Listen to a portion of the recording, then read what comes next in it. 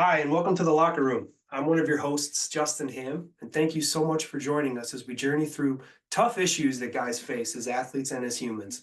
Let's welcome our guest today, Coach Gregg Johns, as he is here today to help us navigate the questions of guys, God, and does it matter. Greg, thank you so much for being here. Just before we jump into it, tell us a little bit about yourself. Well, it's great to be here. I think this is my first podcast that I've been a guest on, so that's kind of exciting. I'm a 28-year veteran of teaching and coaching, various levels, only two different school districts. I currently teach in a 7 through 12 public high school building in upstate New York. And I'm in my 19th year here and my 28th altogether, like I said. And this is where I plan on ending my career here in 4 years or so. That's awesome. So, well, what got you into being a PE teacher? My high school soccer coach, who was a great mentor of mine, got me involved in working with some younger kids on weekends with some youth soccer. I enjoyed that and I enjoyed sports. And so I proceeded to graduate high school. I went to Canisius College in Buffalo, New York, and majored in phys ed, got my degree. And I got my first job in the fall of 1997, which is a long time ago. And yeah, the rest has kind of been history. I don't know anything different in my professional life besides teaching and coaching. So, what got you into this in the first place actually was the influence of a coach. Yeah, I mean, he was always, I'm not sure he was a believer necessarily, but he coached with some principles that I now wish I had coached with a little more in my younger years of coaching. Sure.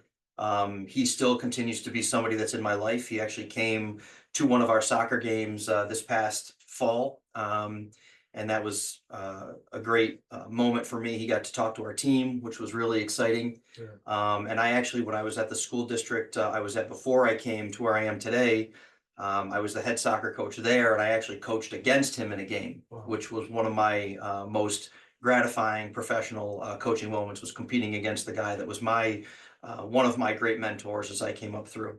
Yeah, that must have been a very surreal experience being on the sideline opposite somebody who helped pour into you and shape you into who you became.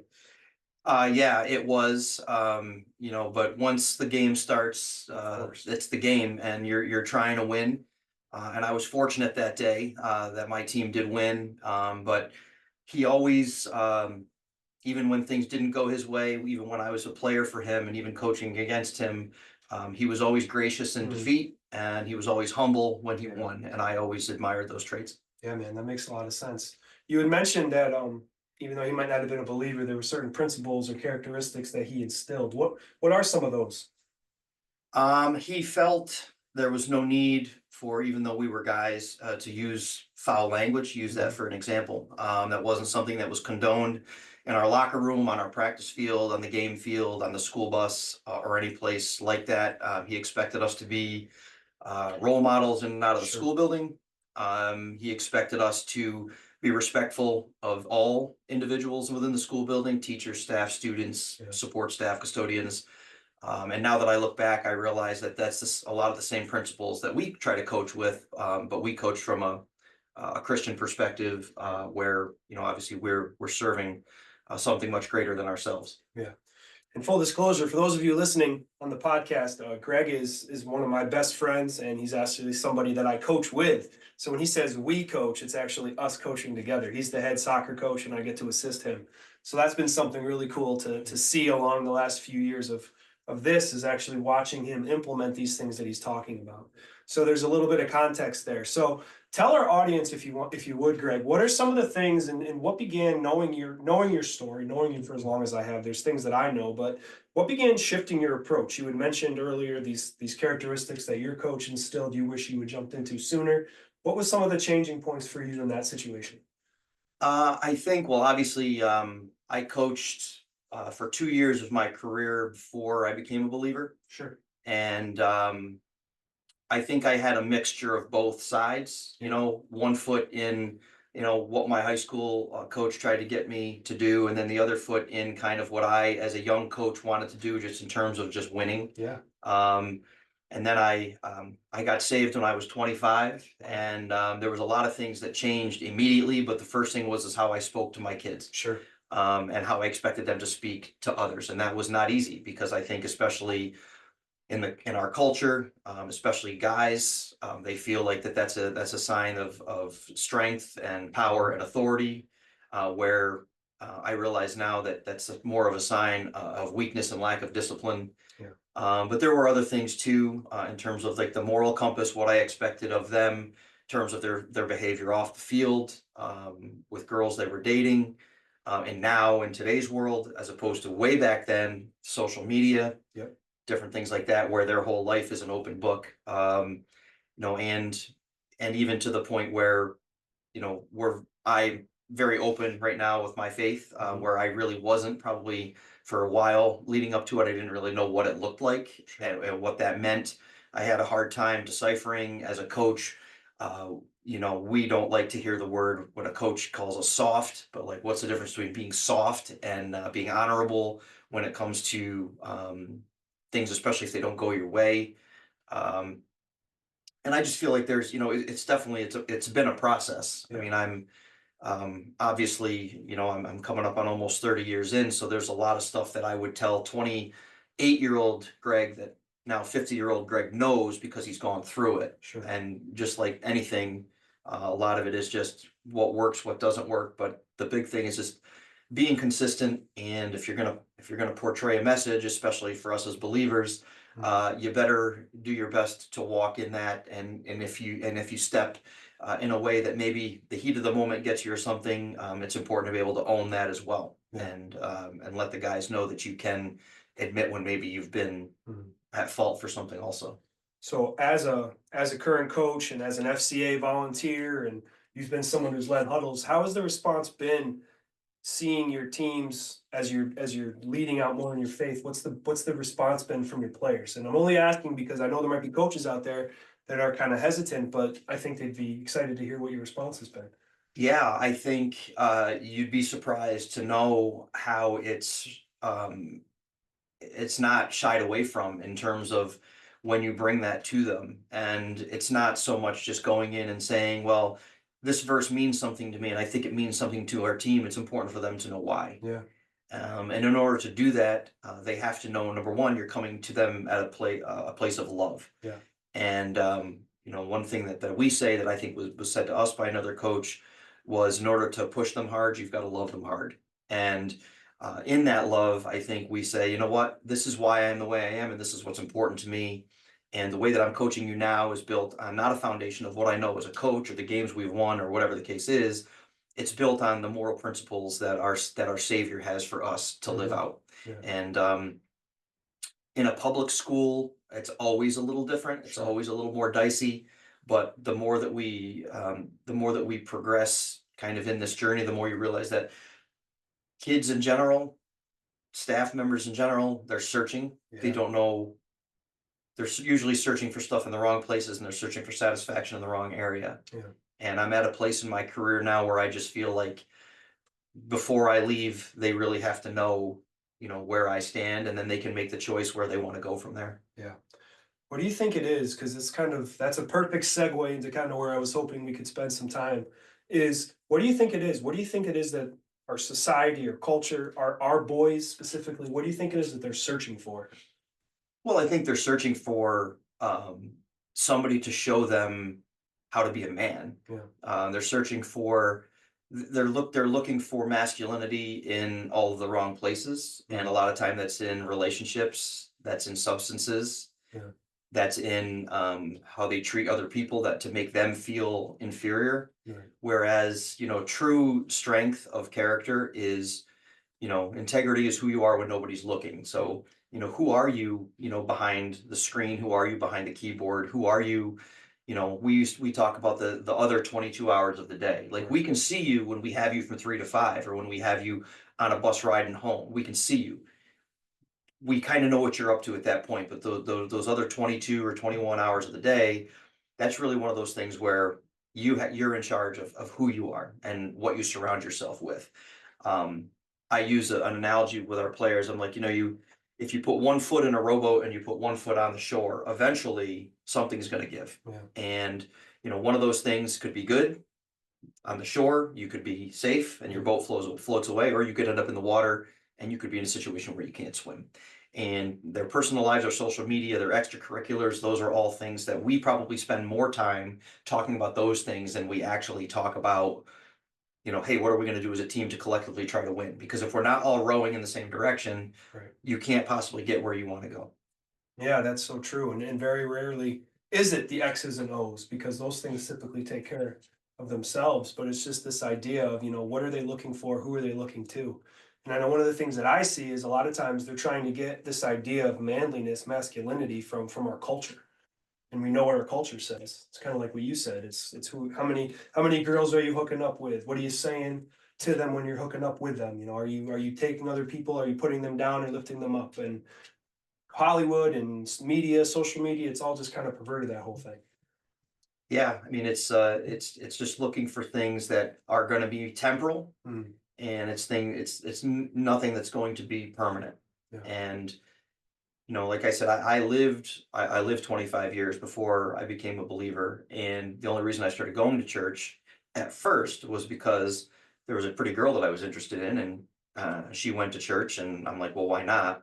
And what stuck to me most was her strength of character and her unwillingness to waver, as far as what she believed in, her unwillingness to compromise. And therefore, when I came to faith, I took a lot of different things in my life that I removed, yeah, brought some different things in, and then about a decade or so ago, unfortunately, it took me a long time, but really tried to implement it into how I coach and what the locker room climate is like, and right, what the practice field climate is like, in the school bus and the hallway and those types of things. Where I feel like as a Christian coach, especially if you're a younger coach and you're worried, oh, they're going to fire me if I say this, or geez, I really need to get tenure, or I just started coaching, I don't want to blow it. Just lead by example in those cases, and the kids will ask. They're going to wonder why. Why doesn't coach swear at us? Everybody else swears at us. Why doesn't coach throw stuff and flip benches on the sideline? And there's times that we need to get into them a little bit and of let them course. hear us, and that we need to challenge them. But we could still challenge them on and off the field or the court or whatever your dynamic is. We can always challenge them in a way that glorifies the Lord. Yeah, I know for me, one of my things growing up without a dad, my coaches were people in my life that I looked up to. And, I was fortunate enough to play for some really great coaches who did a good job of pouring into us and character building and all of that. And there's some other coaches that did not. So that's one of the things that I try to think about, looking just on the team that I coach currently. There's some guys that don't have a dad in the picture, or their dad isn't there anymore. So that might be the only opportunity that they see to see what a man looks like, but let alone a godly man. So that's something that I think as coaches we need to take very seriously. Yeah, and in so many cases, with just the way that life is, if you take a student athlete that does have two parents at home, and that child is in school for 7 hours and then at practice for a couple hours or a game, or if it's an away game, it's even longer. Truth be told, those children are going to be in our midst longer over the course of a school day than they're going to be with their own parents. Mhm. And that's where our influence as coaches, we have to take that very seriously, and look beyond just the results on the field Right. or the court. Take those seriously. Obviously, none of us are in this just to see how many games we can lose. We always want to compete, but to realize that these kids, especially if we're coaching males, to really get them to realize, what does accountability look like in Yeah. terms of your conduct? What does reliability look like in terms of your team? How does that translate into what's going to take you to life after your sport? That's right. And that's where I think, like, we've hit the mark a little better in the last several years, was making sure that they knew that that was a priority while still trying to compete and be the best version of ourselves that we can. Yeah. What would be something that, in a specific example maybe of a time? I mean, I know this year for us coaching soccer, we didn't have as many wins as maybe we thought we would. What was something that you really tried to go into each practice and each game with that mindset of? Because obviously we kind of knew what we lost last year. We lost a lot, but we Mhm. still had guys coming back. But outside of the wins and losses, what were some of the things you were looking at in terms of how to lead these men, young men? Yeah, I think it was for them to know that we were still in it for them, even when Mhm. things weren't going great. Yeah. I mean, our record this year wasn't great by our standards. Some schools would have been thrilled with where Yeah. our record, but it's just not kind of where we're at. But I think also they needed to know that, we weren't completely result oriented. We still cared for them and loved them as young men and as children of God, more so than just a team that finished a couple games under 500. Sure. And one thing that we try to do is every day at practice, we always try to at least make physical contact, pat a shoulder. I'm learning how to dap now. That's a thing. I'm a big handshake guy, so how to do one of those. Um, fist bump, whatever your thing is. And always every day we tell them collectively as a team we love them. Mhm. And sometimes it's right after a game when they might think the world has fallen down. Like, listen, guys, you need to know this. Like, we love you, but we played terrible today and we need to fix that. Yeah. But that doesn't change how we feel about you as people. Yeah, how has your response been? Because that's something that we have been intentional about, letting the kids know, that guys know that we love them. How have you seen that kind of, what's been the results of that? Well, truthfully, they're not used to hearing it. Mm. And that's kind of one of those things like, we love them in different ways. Sometimes loving them is pulling them in aside, one on one and just being like, listen, you really screwed up. Like, Yeah. you shouldn't have done this. You shouldn't have said this. You shouldn't have got that card. What you did was unfair. Hey, you were late for practice. That's nonsense. That can't happen. Sometimes that's love. But other times love is, hey man, how's your grandma? I know she's sick. And I know this, what's going on right now in your family is tough.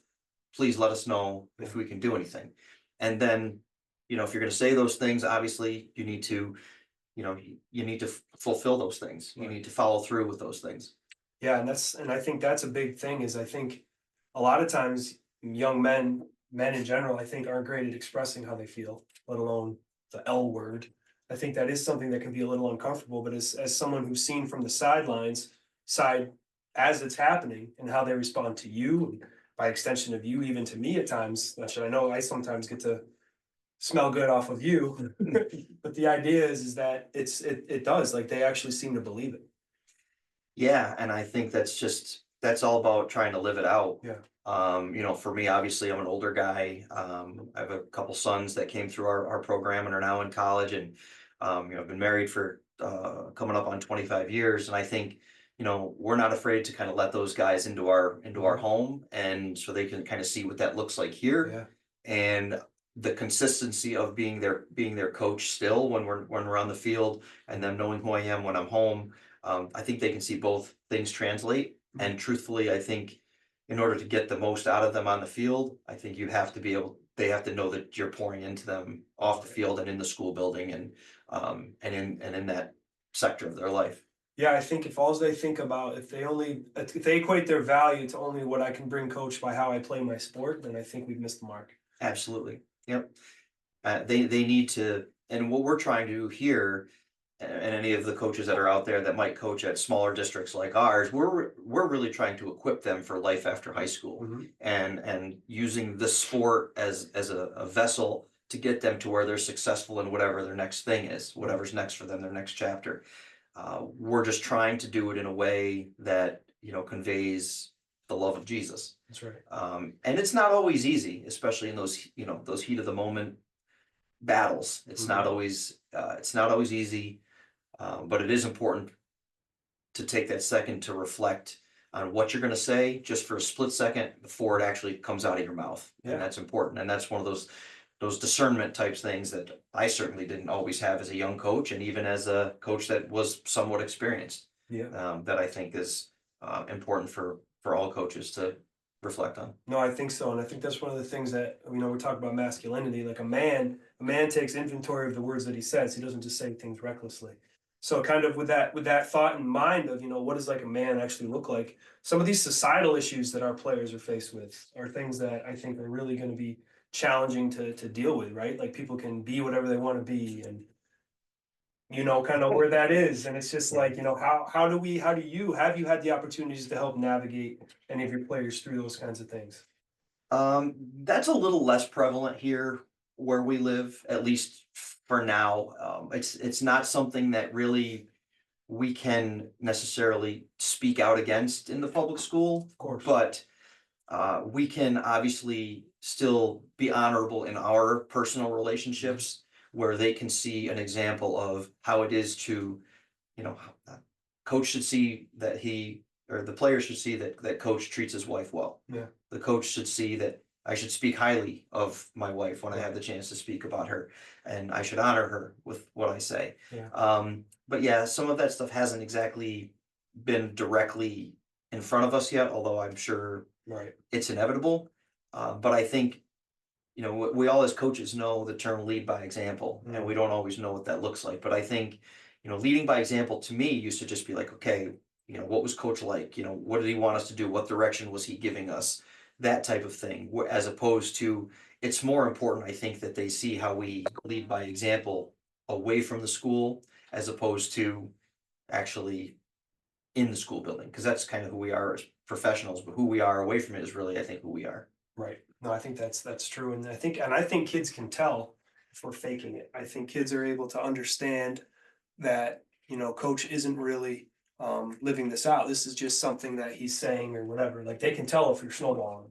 Well, one of the biggest mistakes that we can make as coaches is thinking that our kids, I don't want to use the word stupid, but thinking our kids are unaware. Yeah. Our kids are very aware. And as coaches, you have a lot of eyes on you. Right. You not only have your players, obviously, you have your parents, you have people that are watching your every move, everything you say. And some people are there to wait till you screw up. They want to wait, Yeah. they want to see you fail. Um, and that's where that whole living it out, I think, gives you a little bit more leeway on the back end when when you are faced in a tough situation and you do have a kid that knows you love them, but all of a sudden, listen, you're not playing good enough to be a starter right now. Yeah. So you got to sit down for a little while till you can figure it out. Mhm. But if they know if they know you love them and they know that you care for them as a human, they might not like it, and you wouldn't want them to like it, but No. they'll respond in a way that might be actually benefit them and benefit your team. Absolutely. So just a couple more questions, just some thoughts as we're kind of wrapping up in the next few minutes is, what would be some kind of encouragement that you would give to coaches who, maybe they love the Lord and they love the idea of FCA, but there's some kind of hesitancy or they're not quite sure what the next step might look like. What would you say to that coach? Well, everybody's at a different place in their faith, new believers, believers that have been in it for a long time. But I would just say the word authenticity, I think, is something that everybody could see through. And it doesn't look the same for me as it looks for somebody else. Right. Tony Dungy didn't coach the same way as Tom Landry, Right. but they were both believers. Right. I think it's important to be who you are Mhm. when it comes to how you interact with kids, and whatever your level of comfort zone is in terms of how you share the gospel, whatever that is in your locker room or on the practice field or on the court, whatever that is, do it in a way that that you feel led to do. Mhm. Don't force that. And I'll just use one example.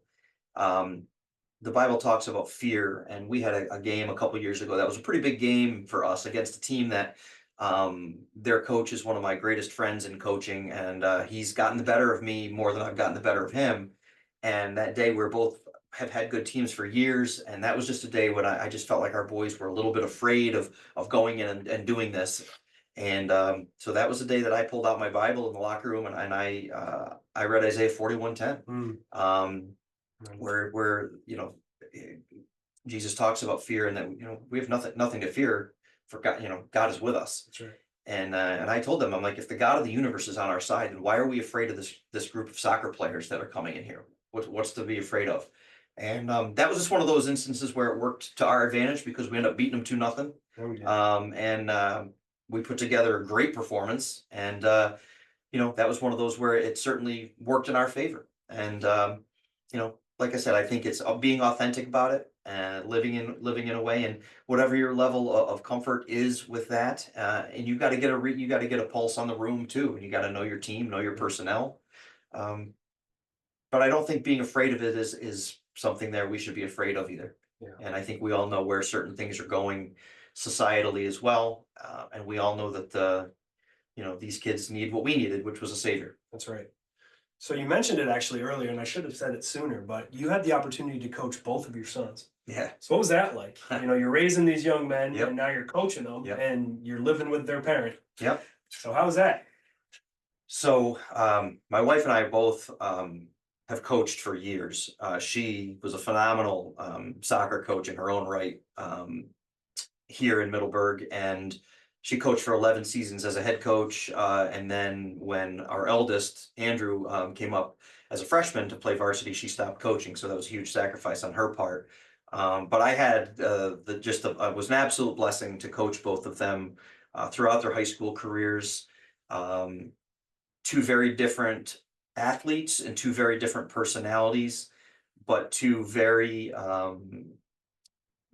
hardworking, very disciplined when it came to the game, players. So yeah, that always added a Yeah. different animal.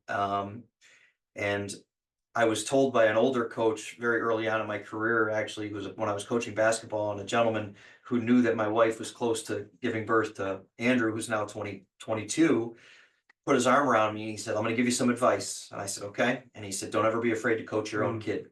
And I'm thankful for that he was willing to say that to me, because um, it can be tough doing that, and then finding that I'm dad and I'm coach, but I was always dad first. yeah. I always told myself that my relationship with my sons was not going to be altered by their performance as athletes.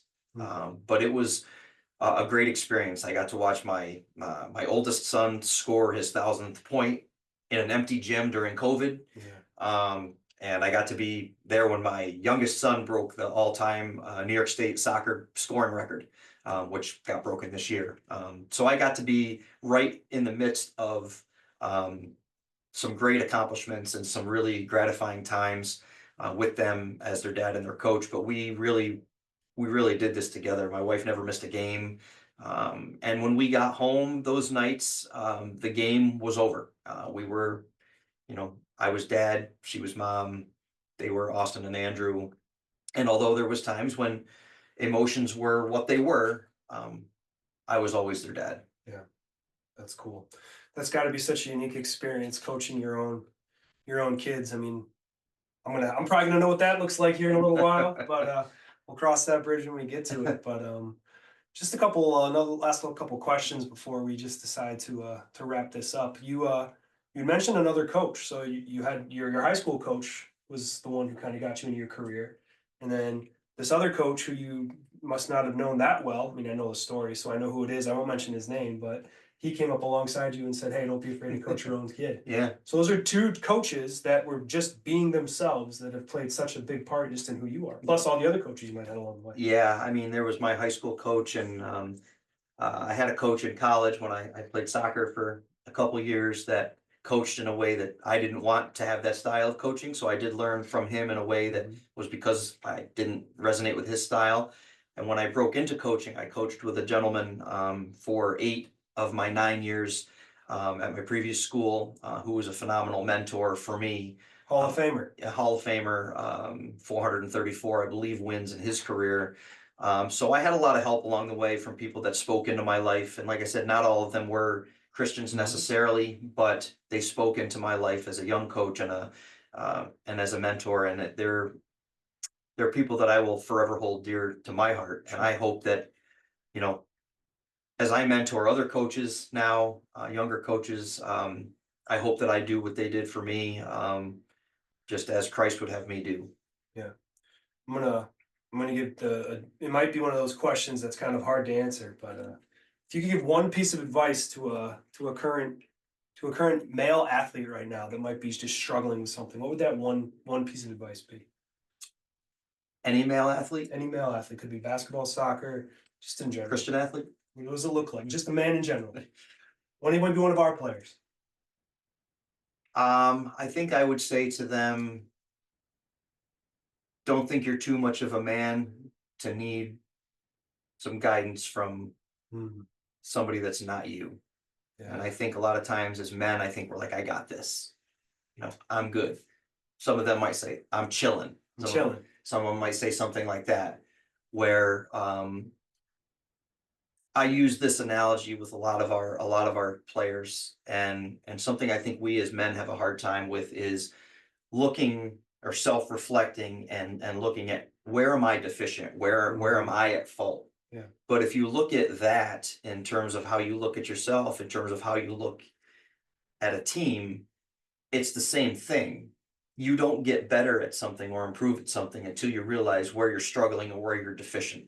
Yeah. And that's what I would say to them is, don't be afraid to look at yourself and realize that you are missing the mark somewhere. And if you don't have the answers, if you know a guy that's a mentor in your life that's going to mentor you in a way that pushes you towards what God says and what the Bible says, then you need to start searching for something a little bit deeper. Yeah, I love that because guys do. We don't like to admit we're wrong, or we don't like to admit we're not good at something. So then asking those people those pointed questions sometimes aren't always what we want to hear. And the last question, if you had a chance to talk to your younger self, so your 23, 24-year-old self, what's one piece of advice you would want to say to him? I would say early on, take my role as a young coach who is within 5 or 6 years from guys playing for me, take my role as a mentor more seriously. Yeah. And then after I got saved when I was 25, I wish I was living it out when I was 25 through 35, the way that I've tried to live it out from 35 on. Yeah. And to just really take that opportunity seriously, but also don't expect yourself to be perfect. Yeah. Because we're still human, we're still going to make mistakes, and a lot of times, owning our mistake and being able to backtrack and realize that you may have stepped off a little bit. That's just as important as towing that line, because Mhm. everybody's gonna mess up or say something that they might regret. Absolutely. Well, sir, thank you so much for being willing to come on the locker room and talk a little bit about this. Is there any other parting words of pearls of wisdom you would like to dispense to those listening? I would just say, take your faith and your walk seriously. Don't expect it to be without some bumps in the road.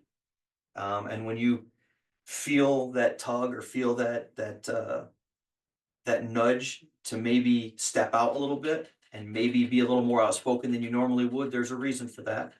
And be prepared. Be prepared for it. Mhm. Because when those opportunities present themselves, especially if you're in a public school locker room or a public school field, those opportunities are rare.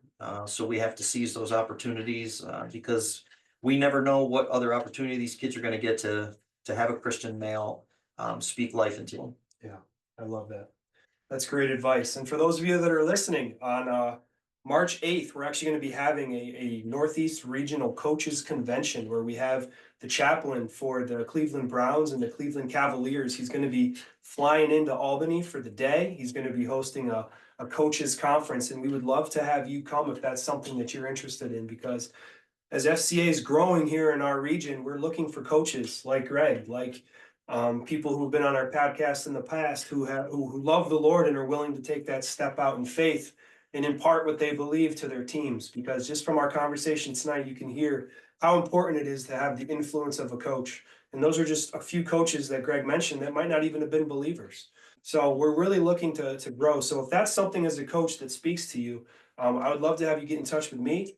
There's many positions within FCA you could be.